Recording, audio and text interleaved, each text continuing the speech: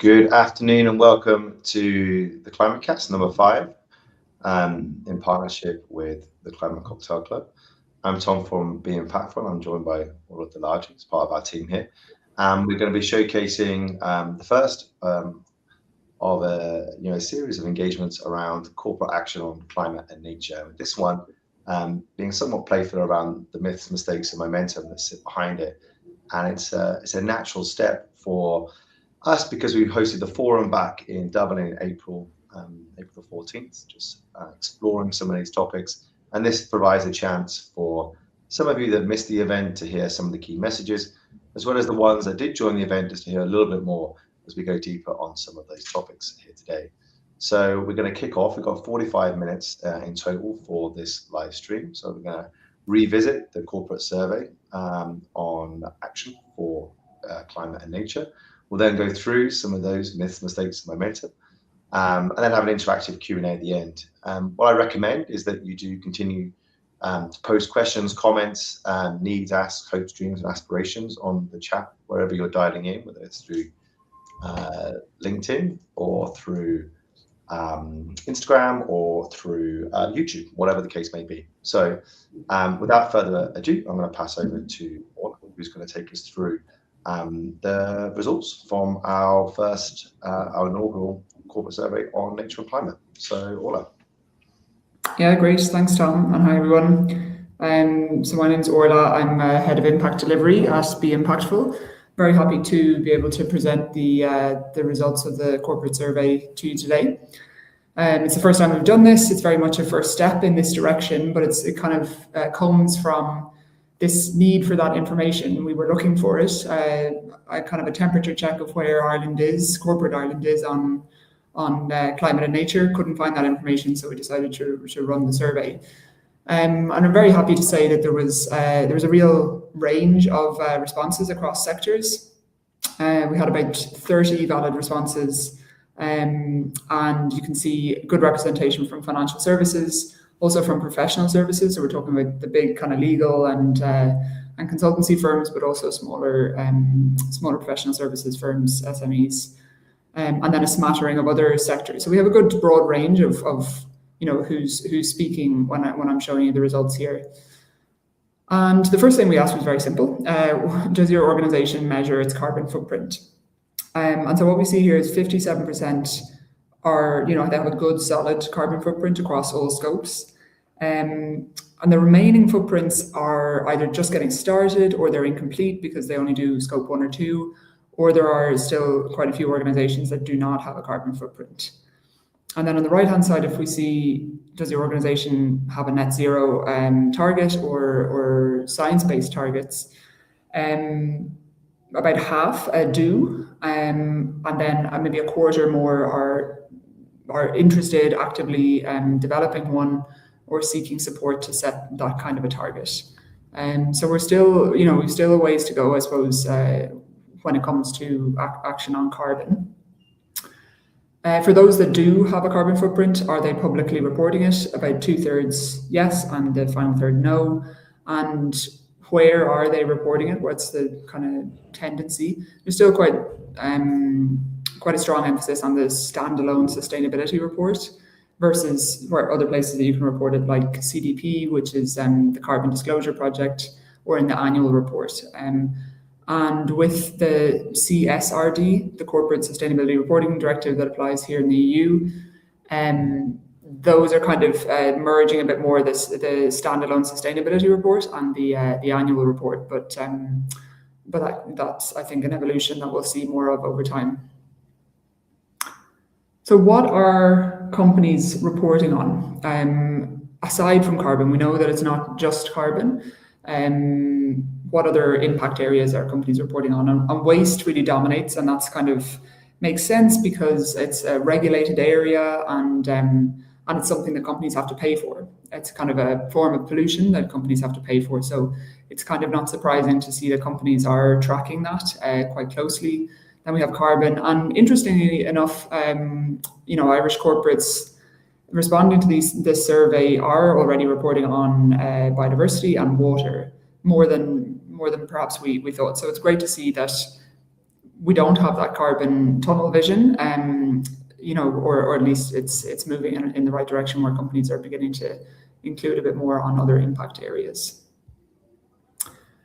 If you go to any sustainability event, they'll talk about the alphabet soup of sustainability, and this event is no different. I have to say it, because on the left-hand side, we're dealing with all these frameworks and initiatives, which are just basically a jumble of letters. But hopefully a lot of you will be familiar with some of them. And what we were asking here is, are you as a corporate aware of this particular initiative? So if we maybe start at the bottom, the CSRD that I mentioned, the Corporate Sustainability Reporting Directive, pretty good awareness of it, or companies are actively preparing for it. And that's perhaps not surprising, because companies were mandated to respond to it. And now that has been diluted by the omnibus regulation, but companies had already started putting funds and time behind CSRD.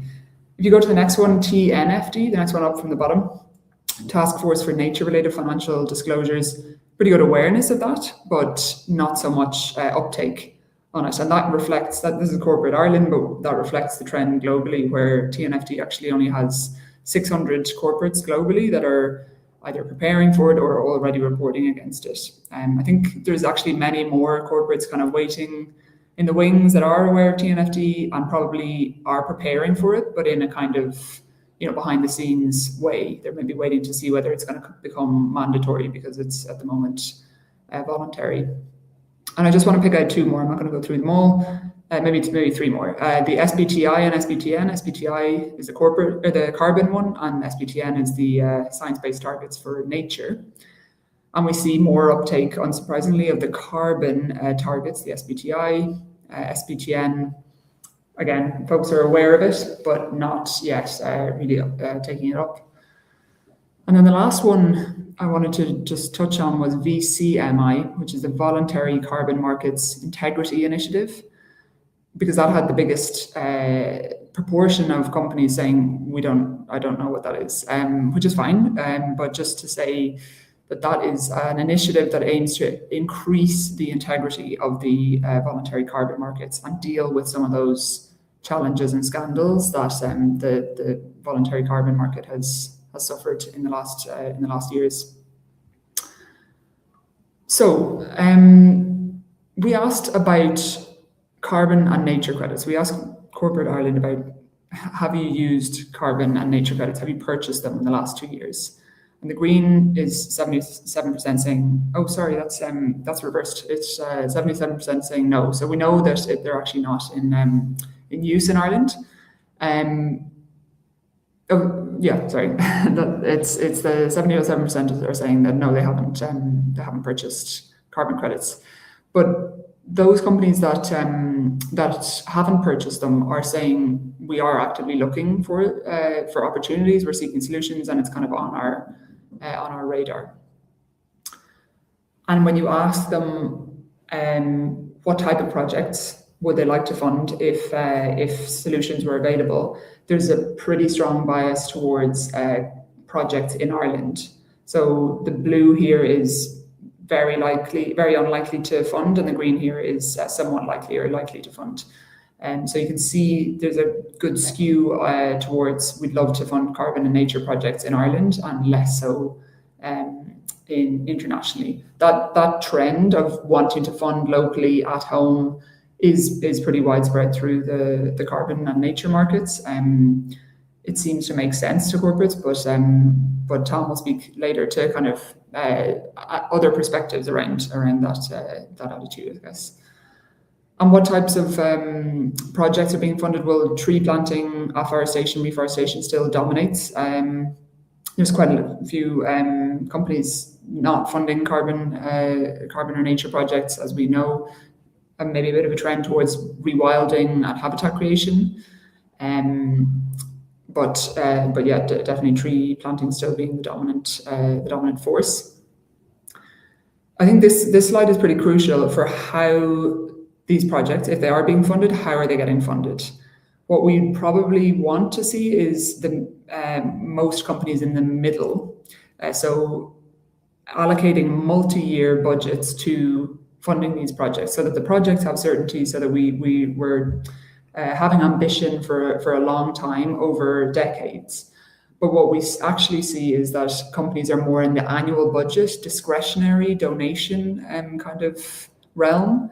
And often that can be led by a really charismatic, energetic champion of sustainability in your company. If that person leaves, that pressure isn't there in the annual budget, and the project is in trouble, and impacts that were created can be reversed. So I think this type of funding either puts it on a strategic level or no. And what are the top barriers that companies were talking about when they were saying when they were asked about funding these types of projects? The first one was cost. The second one was lack of internal expertise or resources, and joint second, difficulty connecting with the right partners or projects. And then high upfront capital, or the kind of issue of getting return for the payments. Again, it comes back to budgeting and needing to show a return on investment, maybe in a 3-year cycle, when we know that nature generally doesn't operate on a 3-year cycle.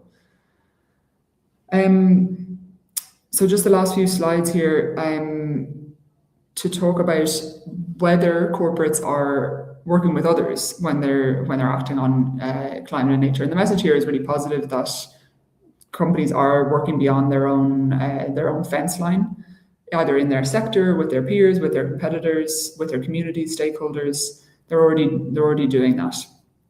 And we asked this question as well at the forum, this event that Tom mentioned in April. And we just wanted to ask it again in the survey: would you be interested in joining a coalition of the willing to work on these topics? And an overwhelming proportion of companies said yes. There was a few maybes. We need to explain a bit more about what that coalition could look like. But there was an interesting comment that sometimes the sustainability team might want to, but they know they won't get the buy-in at senior level. But overall, just to end on a positive, we were really happy to see this willingness, this action already on collaboration beyond the company fence line. So I might pass back to Tom for the keynote. Yeah, thanks, Orla. There's a question here from the audience, though, if you might want to pick it up. I'll bring it on the screen now. Yeah, sure. So you can read it there. Did we plan to map carbon accounting and net zero targets to sector? Yeah, that would be really interesting. I think maybe in future editions we should look to do that. And I mean, it would be fantastic if there was some sort of national database of corporate commitments, and you could break it down by sector. I used to work for CDP, which was the kind of environmental. It is an environmental disclosure platform, and that's where you can get that level of data, by sector and by corporate. Yeah. So yeah, it'd be great to see it for Ireland. Yeah, thanks, Orla. And I think it's a reflection too. This was a starting point, the first year of trying to gather that through, and come next year when we reissue the survey. One would hope to see some changes and trends, but there might also be some different approaches to looking at the data as well. Awesome, thanks very much. So we will move on to the next piece here. So delighted to meet you. Those that don't know me, for the last 15 years, I've been helping to build nature and climate programs for many of the world's largest organizations, and some that aren't as well, some fabulous SMEs. And with that, I've designed, developed, and then in many cases delivered programs that have mobilized significant financing for those impacts. And so part of the reason for the forum and also for this was just to share some of the learnings through that process, because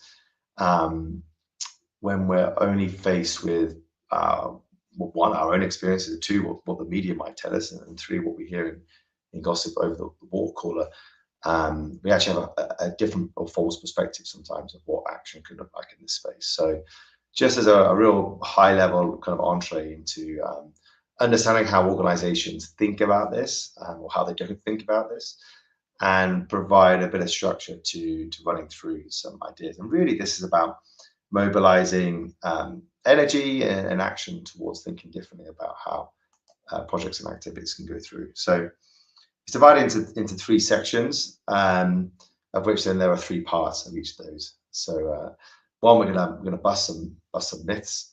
We're going to showcase some of the mistakes that can happen when you base your decisions on a particular myth or approach, and then outline where some positive energy and momentum might exist, aligned to doing something alternative or different to what that myth and mistake could be. So myth, mistakes, and momentum. So myth number one, what I do note here too is all the text comes up at once, so we're just going to break it down here for us. So myth number one, net zero is leadership. Now this is something that sometimes comes across controversially, I think, when we present to audiences, definitely when we present to boards who maybe have took a significant amount of time and money and expense to get an organization to commit to something like net zero. But actually, in many cases, net zero alone in a program actually puts the pressure of action. It substitutes that action to something in the future. And there's a kind of, well, let's kind of wait and take our time and focus on future basket of solutions that can get us there. Also, net zero is sometimes used as a focal point to say, hey, look, we're taking action. We've got it sorted. We know where we're heading. And in many cases, that's not true. You can kind of peel back the surface of some of these commitments, and there's a lot of action that doesn't happen. Also, net zero is focused a lot around carbon, and we'll talk about that a little bit as well. There's a big factor here at play, which is if you don't account for some of your pollution, your negative impacts, and pay to abate those, you're actually not really paying the full price of your organization, the full environmental cost. That means you can't make effective decisions. If you haven't priced carbon, and you're not pricing the environmental damage that your organization is doing, you can't then make effective decisions to decarbonize or to avoid or to deal with your nature or land footprint. So that myth, wait and take action in the future and not now, is can be absolutely debunked, because what it leads to is what we consider the incomplete ledger. It leads to mistakes. You focus solely or often solely on carbon. It becomes the king metric that encapsulates all of your approach to the environment, or it's the one that gets the dominant headline, or the one that draws the budget. But there are other footprints that are avoided in that process, such as water or land and people. And the social footprint of organizations is crucial. It's often missed off when we think about the impacts. It can also lead to incomplete footprints, because let's say you were lucky enough to have a resource put at play to measure your carbon footprint at scale. You may find that there's a huge chunk of your scope 3 that is gnarly and scary and difficult for you to potentially address. And if you don't take that bold leadership and take ambition and own that, and what you see, the mistake is that you redraw the boundaries. You decide what's in and what's out of that program. And that does perpetuate and lead to some of these inferior and risky claims. There's also the concept of enabled emissions. So where you have a product or service that is being utilized, let's say by a fossil fuel company or a high emitting organization, and you're not taking that use into your footprint, then you don't really have the true footprint of your organization. That's definitely the case for the use of technology, particularly the emergence of AI. And then also this kind of sequential paralysis. So let's get nature done. Let's have a commitment on net zero. Let's go through the stages, and then we'll focus on nature, or then we'll focus on something else. And actually, in some cases, it's used as kind of a permanent deferral. So they're the mistakes that come through where we think we start poster chart in net zero as being leadership. And there are some examples of that listed here, and you can see that in the deck afterwards. But the use of technology and tools for oil exploration, particularly, that's about enabled emissions. It's a great example here, Danish Crown, where they labeled something that's climate-friendly pork, but they missed a whole chunk of the emissions in their profile. They actually been criticised, and they were told to take that ad off. And again, like Heathrow Airport, the expansion of an airport, measuring the carbon footprint, something that happened here in Dublin, lifting of the airline cap. But net zero adverts, but actually weren't including the impact of the flights. And it was just the airport operations. So this kind of the framing of net zero can lead to these mistakes and this challenge on the ledger, essentially. But with that too, if we flip it and we say, actually now, let's not wait until the future, take action now, then there is momentum around that. There's successful examples of pricing those impacts into your organization. When you start internalizing that, you start putting it on the balance sheet. It starts being a conversation budgeting, it goes up to the board. We find that in our experience when we model out programs at 2050, and we start putting a price tag against it, you start talking about tens or hundreds of millions of dollars, and that means that people have to take it seriously. We expand the ledger. We have an equal bedfellow to carbon, some of the other capital impacts, nature and people, but also weaving in the kind of commercial elements and purpose of the organization. And then real materiality, real double materiality, using it actually as a model for gaining competitive advantage and efficiency, as opposed to just seeing it as a compliance exercise, using these tools effectively. So actually, when we get out of that mindset of just thinking about net zero as leadership, there's lots of other examples that go through that. Great one here with Manulife, actually putting nature on the balance sheet, pricing and valuing ecosystem services, feeding investment decisions that go through. Caring, which is always a kind of poster child to us as an example of where there are great commonalities, bringing it together, going beyond, having a nature and land footprint, building a fund on the back of it, recognizing that they want to have a restorative impact, do more positive than the negative that they have themselves. And similar with Schneider Electric, they recognize the use phase of some of the emissions in their scope 3, and then to redesign some of their product offerings to decarbonize those impacts down through. So some fantastic examples of where that plays through in reality. And so this is a model that we use often in our sessions with organizations. One question is, where do you think you are? Where do you think you want to go? But I wouldn't really frame this as a journey necessarily. It's more just an understanding of where impact ambition really lies. And so this is where you firmly put net zero right in the middle of this maturity curve, of this impact model. It's an inflection point. It's where you go from doing less bad, less negative, to actually start to being more positive.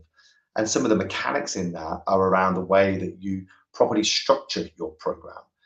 You go from short-term financing. This is the type of stuff like chucking money at annual budgets to tree planting, or to charities, or to annual purchase of carbon credits. It's very short-term thinking. You're just kind of budgeting it as you go, and you'll really kind of have a limited strategic alignment to what you're going. It's very opportunistic. There's very few impacts that can surround that for advocacy and building a movement. Whilst on the right-hand side, what we see is actually a more strategic view. Let's plan it like we plan the business. Let's go 3, 5, 10, 15, 20, 50 years in some cases. Let's go intergenerational, because that's where our impacts actually lie.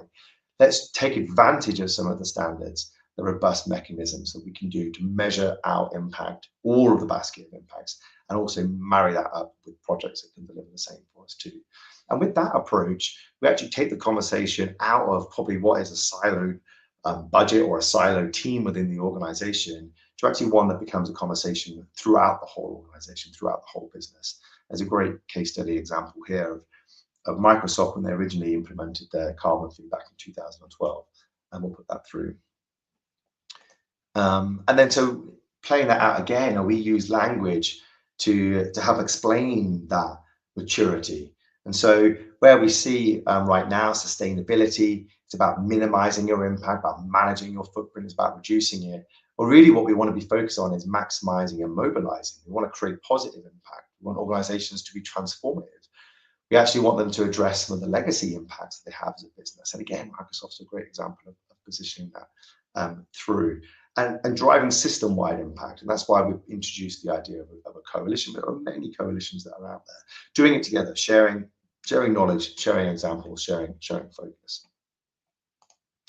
And one example, just to pull that into real life, this was an organization that we studied as part of a client engagement in the healthcare sector. And I just thought it was a really helpful example of an organization that has decided to take an approach following TNFD or the SBTN as well, and looking at their impact through the lens of water, land, oceans, atmosphere. And there's a people element to that as well in their strategy. So looking at this basket of areas where they have negative impacts, they need to do their footprint in this space. They impact fresh water, they impact the land through the value chain. It's not just about carbon and the atmosphere. And then they have a very clear approach to addressing it, which we've layered on our minimizing, maximizing, and mobilizing model. So of course there are avoiding and reducing their negative impacts. Of course, they're on the left-hand side slightly. Everyone should be doing that. But actually going further and then restoring nature, so we're having a restorative impact in that value chain or in the landscapes or in the communities where they operate to. And then also going beyond that and bringing people on the journey, mobilizing around that, utilizing their sphere of influence. So it's a very helpful framework, just in one, in one page, one example, one putting out of what that could actually look like in reality when we start thinking about it. So that's a definite momentum builder in that space. Myth number 2, reduce first, everything else follows. This is the kind of the common adage that I love saying, where it's it's about or, not and. It's an absolute myth. It's about and this is definitely what's been positioned against any buyers of nature credits or carbon credits. There's this criticism of them where they are told, well, you should be putting that money towards reducing your emissions or stopping that activity. Absolutely, 100%, absolutely, that should be the case. And more often than not, those organizations that are purchasing those credits are already doing that. And they're saying, and we're going to go further. We're not taking budget away from the decarbonisation, we're adding more budget in because we recognise that if we don't, on an annual basis, we're emitting our pollutants, carbon or whatever it might be, into the atmosphere, and we want to be responsible for addressing that. It's the polluter pays principle played out in a mechanism, which is like 50 years old, and still we're struggling to get this across, that people should account for it. Follow the hierarchy. That's a myth, that you should kind of go through that kind of, avoid, reduce as a sequential thing. No, it's not. It's kind of all at once, And I think that process of the mitigation hierarchy and seeing it as stages, in some cases, can be used as an excuse for not taking that immediate and urgent action straight away. And then again, wait for certainty. So not taking action because of the future changes in the market or future changes in prices or frameworks or tools, all as reasons not to commit today now for taking action. Well, the thing is, everything always changes. The landscape always changes. But both with where there might be a risk in the future or something changing, there's always a positive thing that comes down. So in the case for the climate crisis, the planetary crisis, the health crisis we're facing, we don't really wait for the markets or governments to really solve this for us. Organizations, businesses, as well as the state and state bodies and semi-states outside of the mechanics of government should all be taking action and should be using these initiatives. So that kind of myth of reduce first and everything else follows leads to mistakes. And I consider this the single KPI trap. So you're only really focusing on one thing. And so if you avoid paying for those unabated emissions, your pollution continues. That invoice never really arrives. You're never actually going to take it seriously because you're not paying for it. But what's interesting from the survey, we're already measuring other metrics that we do pay for. So we pay for waste. Organizations produce waste and they pay a waste management company to take away that pollution and process it for them. They would do that with wastewater discharge as well in many cases, and water's up there was one of those metrics. We pay someone to provide us with clean drinking water, clean industrial water, and then we take away that polluted water. We're paying a fee for that pollution that we're creating. Yet we're not paying a fee necessarily for the carbon emissions that we're producing, or in some industries we're not paying for the water pollution that we're doing. So we actually all have to build that into this process. And what happens in this kind of single KPI trap, when you're only focusing on one thing, you get the tokenistic financing. You might have someone go, well, all of a sudden today, I think this thing is particularly meaningful, and I want to support this local organization down the road for me, or my uncle works at this organization. And it's very tokenistic, it's very ad hoc, and our landscape is littered with this. And it's unconnected to that strategic goal. It doesn't shift the needle. It doesn't get the conversation up to make people realize this action is needed at a high level. And then with that, there are some great examples of where that mistake and myth have kind of come hand in hand. And a big bad organization, the big Brazilian beef company JBS is one, and they hijacked net zero for a start and had a commitment, but then they dropped it straight away, pretty much. It's really their biggest impact, which was Scope 3 too. But again, they had a narrative that was allowed to perpetuate focusing on a single KPI too. H&M, a great organization I've worked with as well on decarbonisation, but they, just to bring it out as an example, you're doing great work on carbon, but there may be not so much great work on water or the waste in the fast fashion industry. So there's this kind of focusing only on one metric can sometimes pose risks and challenges for looking at others as it goes through. And the same again for HSBC, who issued a quite innovative rainforest bond, yet still part of the bank, still funds brand new oil and gas projects as well. So there's this kind of this focus, this mistake, this myth perpetuates, it kind of goes through, that we need to really address. So where does the momentum sit? Where does the positive part of busting this myth sit? Well, it's thinking about a full basket of metrics. It's about the and, not the or. It's integrating carbon and nature and water and the social targets, just like GSK did, all running in parallel. We're following frameworks like the SBTN, science-based for nature. Actually, climate is just nested within, the atmosphere is nested within our concept of what nature really is. And then funding today and tomorrow. And again, it's not just the and or on the metrics. It's we're going to actually take action today, and we're going to invest into the future. And there's fantastic examples of that. Caring is one. Again, another fashion brand is doing an immense amount. They have a plan to restore more land in their value chain than their actual land footprint itself. They, of course, have their climate commitments, but they have their nature commitments. They're pioneering that with measuring their impact on biodiversity. GSK, as I mentioned. But then to bring Microsoft back into a positive lens, forward contracting, forward financing the climate impact of the future through their bold carbon removal procurement approach. And so then when we look at that through the mitigation hierarchy and kind of debunking that, the impact hierarchy played out on the left-hand side here, that it's consecutive. Let's avoid first, let's reduce, then maybe we think about restoring, then maybe we think about offsetting. If you were to wait sequentially to achieve that, at what point in time are you actually ready to take responsibility for the negative impacts that your organization is having? And if you were to wait until 2030, 2040, 2050, you've had this annual cumulative impact of pollution to the atmosphere or to the water that you're just not taking into account for. And from my perspective, at least, it's a little bit of kind of getting away with it in many ways. And so the approach that you see some of these leading organizations taking is absolutely use these as prioritization tactics. Yeah, of course we're going to stop and avoid first and reduce and restore, but all at the same time. Where we recognize we have an impact today, we are going to offset that, and we should offset that because it's paying for our pollution. And that's the role of carbon credits and nature credits, or insetting, or even just more direct project financing and directing funding into creating those impacts. And actually, what your goal, your objective over time is to reduce your dependency on these external offsetting mechanisms. And you're actually reducing your footprint because your investments into reductions and avoidance have actually delivered over time as well. So it's about prioritizing all of them today and not really doing it sequentially or consecutively. That's where the leadership space exists in this example. And then finally, myth number 3. There's many people that would share this view that there is no real commercial incentive or reason for organizations to be thinking down this progressive track, and actually financing impact in many ways. It just seems an additional cost, and I think you saw that in the survey too. Like number 1 up there was, we're not doing this because we can't afford it, or we can't get the budget for it. And so the myth actually is that this impact is a cost center. I'm not saying it doesn't have a price attached to it, but the narrative is wrong. Cost, not value. And actually, what we talk about is the creation of value, and that's the dynamic that needs to flip in this particular myth. So what we do know is that impact financing these positive impacts, reducing your footprint, abating your negative emissions, funding projects, actually builds brand, a supply position, enterprise value. And we see that in the examples of those big leaders.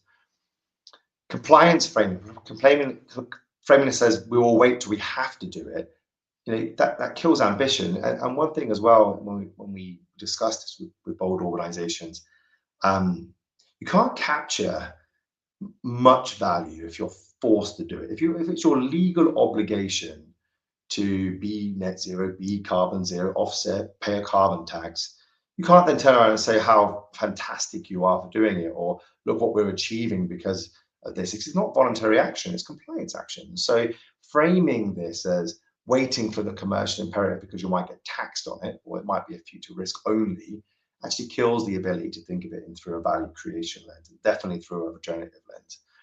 And then there are some organizations that are funding this, but they're green hushing, they're keeping that down.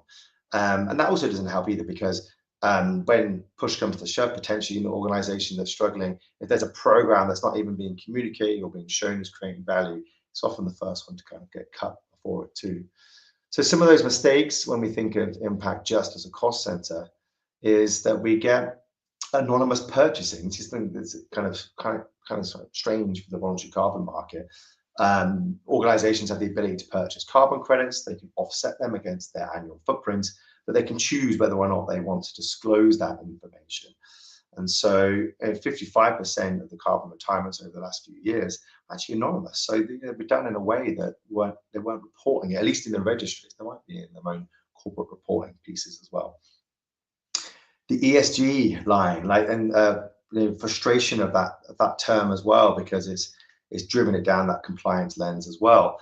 But where climate spend is just reported as a cost line, it's purely in the financial reach. No kind of link to how it's being played out as a driving commercial return. Just very different to things that would probably be adjacent to it, like research and development, or marketing, talent acquisition, or innovation. These are the kind of spaces where you're creating enterprise value. And if you're having a bold program on environmental impact, on social impact, then actually that can lead to a whole host of purpose-led innovations within organizations. So it's not linking it to the commercial return. And then also, given the landscape, the market in certain places, and definitely the media, where claims are criticized or your head is put up above the parapet slightly, that fear of being called out for greenwashing creates paralysis for action. And that's one of the mistakes that organizations have. Instead of confronting it, being honest and transparent and disclosing the barriers, obstacles, where they're going, it's actually used as a reason, we won't do it. Instead of doing it better, we won't do it. So this myth as kind of impact as a cost center drives many of these mistakes. And there's some good examples there that you can kind of take a look at as we go through.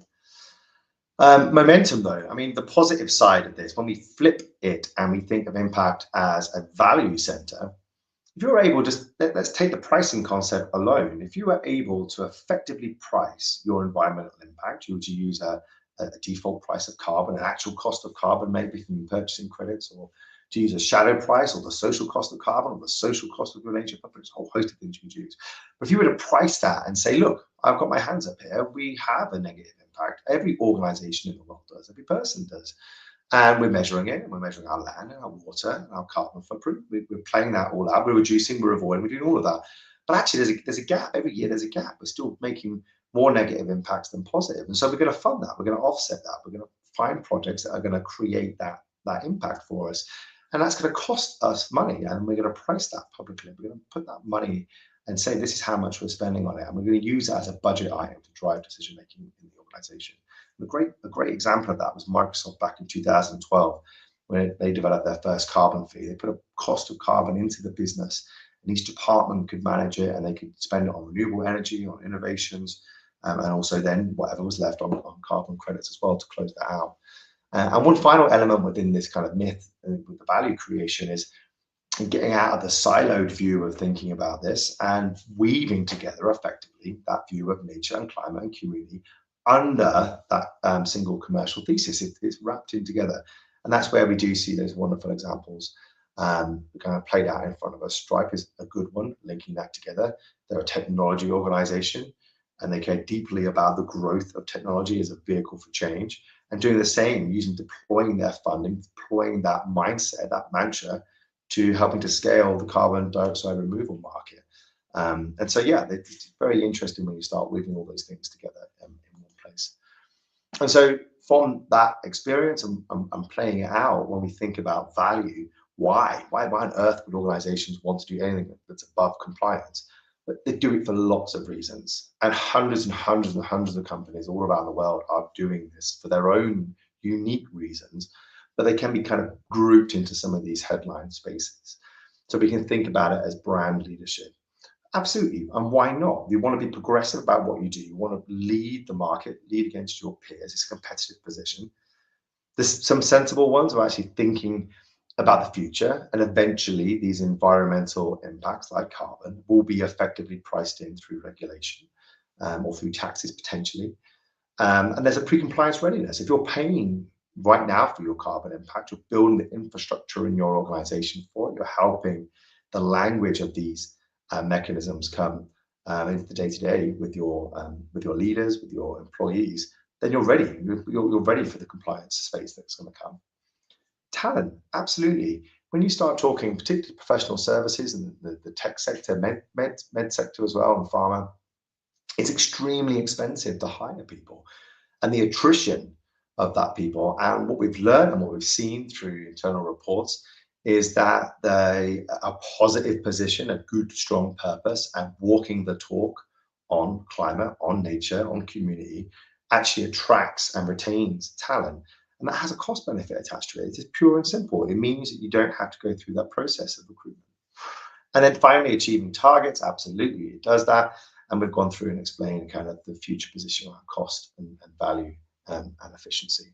So there we are. There's a few kind of myths, mistakes, and momentum played out for you in real life, as the case may be.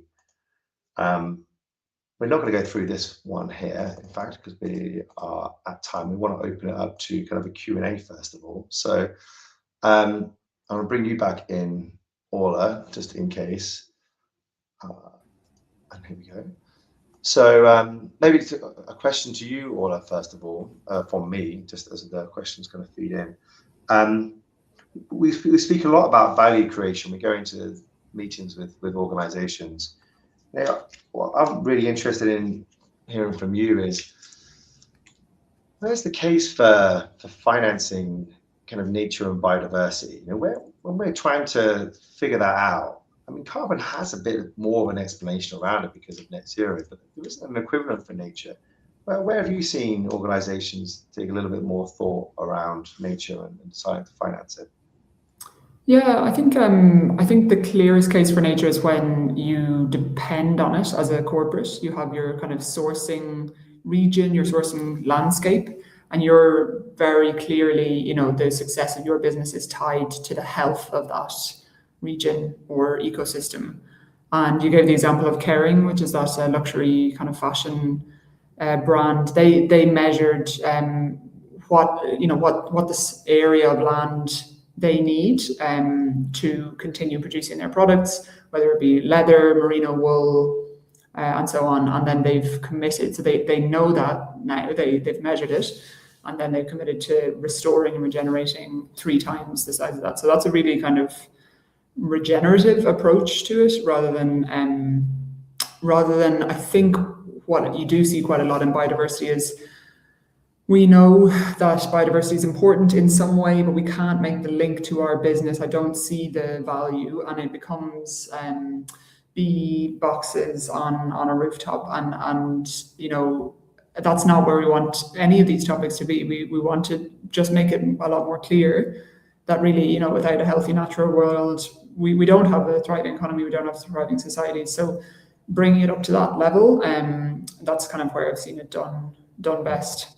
Yeah, and I think that's where the survey results come out for me a little bit too, because that interest in funding projects locally. I mean, this, I've got to say, it's the one thing that I've heard repeatedly over the 15 or so more years of doing this. And maybe it's actually about it being more meaningful, relating to them as people, as citizens of that location. Because when we make decisions and when we're speaking to organizations, we too often homogenize them, but it's actually individual people. The company's made up of people, and there's definitely a connection that comes through to that as well. And then maybe that the reason why things like pollinator plants and beehives and things like that got attracted, because it was something to do. It was easy. It didn't necessarily need to be explained. It's like, of course, we want to have an impact on nature, and biodiversity makes sense. Let's get a hive. And maybe some of these other mechanisms are too complicated, or they're not. In the complexity, it becomes, people are fearful of them, and particularly if kind of greenwashing kind of comes on top as well. So maybe that's part of the story. And having a project locally means you can touch it, you can visit it, you can feel it, you can smell it. It's culturally appropriate to it. And maybe that's the bit of this space that hasn't properly been mapped out Yeah, I don't know whether if I think so, yeah. I think that also came out in the survey. One of the top barriers to kind of taking action in these areas is difficulty connecting with the right partners and projects. And if you take a global lens, it could just be a bit overwhelming. There are many, many, many nature, carbon, water projects all across the world. How can you tell if it's the right one for your company? How can you tell if it's really doing what it says on the tin? If you've no experience in that country, in that area, in that ecosystem, it's maybe a bridge too far for some if you're starting off. So it feels easier and more meaningful, like you can see it if you just start at home. So it's totally understandable, but at the scale we're dealing with planetary crises, so I think there should be a role for both actually. Well, thanks, Orla, and thanks for everyone that's tuned in across the different platforms there. If you have any follow-up questions or want to see the resources, we're happy to share them afterwards, so please do get in touch. The next big event for us will actually be London Climate Action Week, 26th of June. So if you're in London, you can join us at one of the Climate Cocktail Club events, or if you're being based in Ireland, in Galway on the same day is the Galway Climate Inspirations Festival. We'll be there. And then the next big major event to explore some of these mechanics and financing at the scale of nature and climate projects will actually be at the Climate Carnival, which is on the 15th and 16th of September. So I think that's it. That's the end of the session. Thank you so much for joining in, and we'll see you next time. Thanks, everyone.